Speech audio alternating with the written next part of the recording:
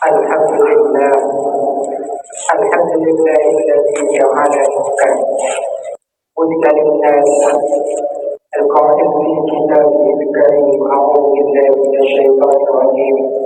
Bismillahirrahmanirrahim. Inna awwala baitin wudi'a lin-nas lalladzi bibakkata mubarakan fihi ayatun bayyinat maqamu Ibrahim wa man dakhalahu kana aminan. Walillahi 'alan nasi hajjul bait man istata'a ilaihi sabila wa man kafara fa inna Allaha ghaniyyun 'anil 'alamin.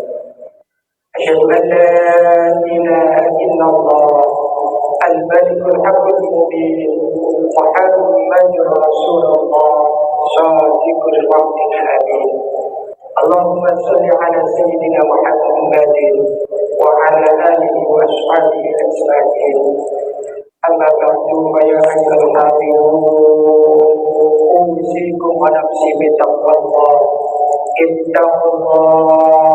Ittaqullah haqqa tuqatih wa la tamutunna illa wa antum muslimun. Ma'asyiral muslimin, jamaah salat Jumat di masjid yang insyaallah penuh berkah ini, kita menengadah kepada Allah Subhanahu wa taala. Semoga saudara-saudara kita yang sedang melaksanakan ibadah haji diberi kemudahan oleh Allah Subhanahu wa taala, diberi kekuatan oleh Allah Subhanahu wa taala, sehingga tahun ini mereka sedang menghadap Allah, memohon panggilan dari Allah. Semoga tahun depan kita yang hadir ini dipanggil oleh Allah untuk melaksanakan ibadah haji. Amin ya rabbal alamin. Ma'asyiral muslimin rahimakumullah, ibadah haji adalah ibadah yang luar biasa. Ini adalah bentuk takwa seorang hamba. Maka mari kita selalu meningkatkan ketakwaan kita dengan berbagai jenis ibadah. Di antaranya ketika bulan Dzulhijjah, cara meningkatkan ketakwaan kita adalah pertama melaksanakan sholat Idul Adha, kemudian melaksanakan penyembelihan hewan kurban. Ini adalah bentuk takwa ma'asyiral muslimin rahimakumullah. Maka ini perlu kita pupuk, terus kita lestarikan, karena kita menghadap Allah hanya punya satu model, yaitu ketakwaan kita kepada Allah Subhanahu wa taala. Ma'asyiral muslimin rahimakumullah, ibadah kurban dan ibadah haji ini adalah dua ritual yang mana keduanya itu tidak bisa dipisahkan dengan bulan Dzulhijjah. Ma'asyiral muslimin rahimakumullah, tidak hanya butuh niat, tidak hanya butuh kekuatan, tapi kebutuhan yang lebih urgent adalah ketika kita kemudian memiliki biaya, kita langsung meniatkan, kemudian kita berdaftar. Inilah yang disebut haji. Ma'asyiral muslimin rahimakumullah. Karena banyak sekali saudara-saudara kita yang berlebih kuat ketika mendapatkan perintah Allah dalam Al-Quran tentang haji, lalu dalam hatinya masih merasa belum cukup sehingga enggan melaksanakan ibadah haji. Ada yang beralasan takut dengan dosa-dosa sebelumnya, jangan-jangan nanti di sana dibalas. Ketakutan seperti ini adalah ketakutan yang sebenarnya tidak ada. Ma'asyiral muslimin rahimakumullah. Karena segala sesuatu bisa kita lakukan dengan cara kita. Di antaranya kisah seorang ulama ketika yang lainnya akan berhaji, takut dengan dosa-dosa, takut dengan apa yang dia berbuat sebelumnya dibalas oleh Allah ketika melaksanakan ibadah haji. Maka ulama ini sebelum viral, sebelum terkenal, sudah membuat satu karangan yang luar biasa. Itu memiliki cara itu, yaitu sebelum melaksanakan ibadah haji yang sudah dia niatkan, beliau 41 hari beristighfar kepada Allah karena niatnya ini dengan harapan semoga ketika melaksanakan ibadah haji bisa melaksanakan dengan tanpa rasa ragu, rasa takut, karena ini sudah menjadi tradisi dan pemikiran banyak orang bahwa ketika haji nanti apa yang pernah kita lakukan akan dibalas oleh Allah Subhanahu wa Ta'ala. Ma'asyiral muslimin rahimakumullah. Maka kemudian ibadah haji ini adalah syariat, yang mana syariat ini diambil dari sejarahnya Nabi Ibrahim dan Nabi Ismail alaihi wassalam.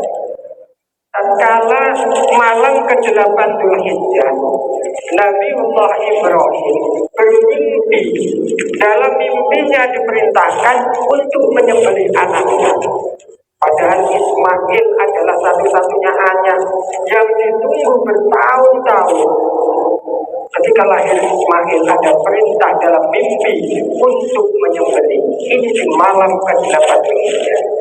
Lalu paginya, ma'asyiral muslimin rahimakumullah, Nabi Ibrahim merenung, berpikir, apakah ini perintah nyata benar dari Allah atau dari syaitan? Maka ma'asyiral muslimin, di hari 8 bulan Dzulhijjah ini, dalam ritual ibadah haji atau dalam kalender Islam disebut dengan tarbiyah. Tarbiyah artinya merenung. Saat itu Nabi Ibrahim merenung tentang perintah tersebut. Masyaallah muslimin rahimakumullah.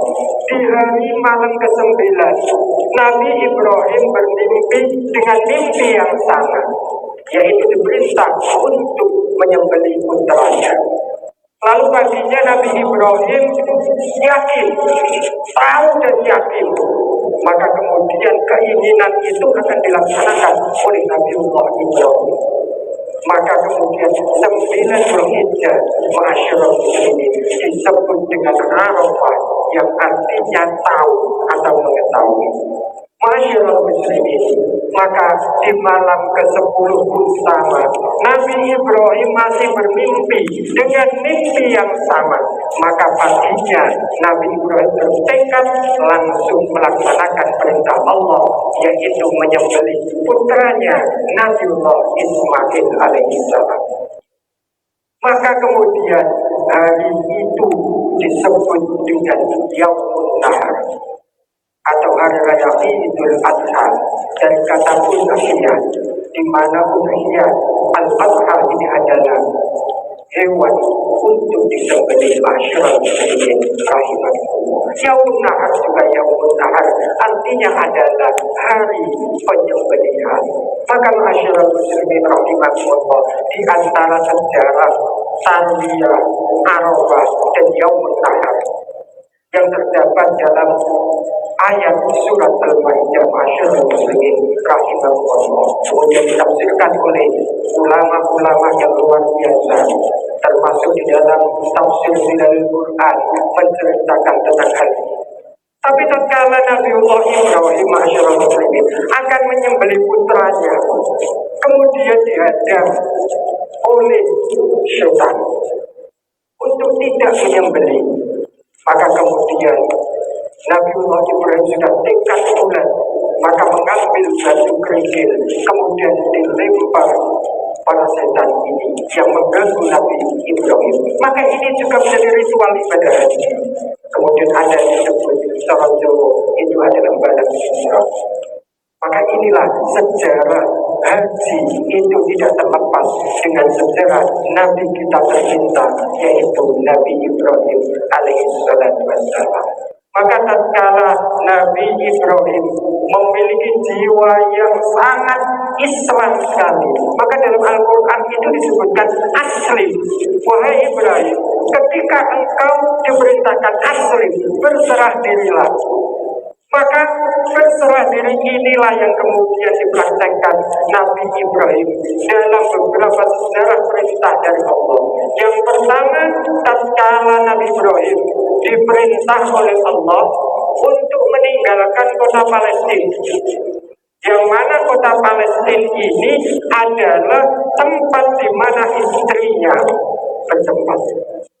Lalu Nabi Ibrahim tanpa bertanya, karena ada kalimat aslim tadi tersebut, maka kemudian melaksanakan.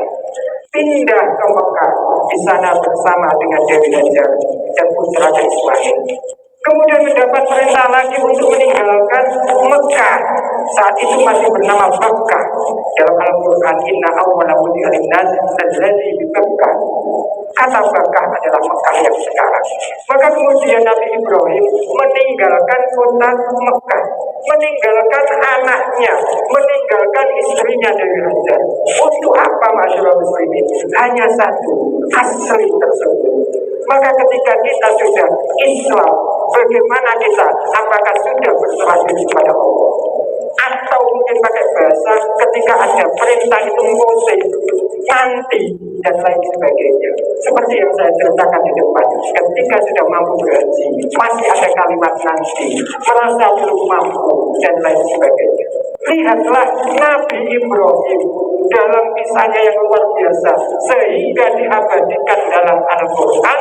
Kemudian umat Islam pun mengabadikan setiap masa, bahkan 5 kali selalu disebut nama Ibrahim di dalam tahiyat kita saat sholat. Masyaallah muslimin rahimahullah. Maka marilah kita membuat peradaban kita, sejarah kita.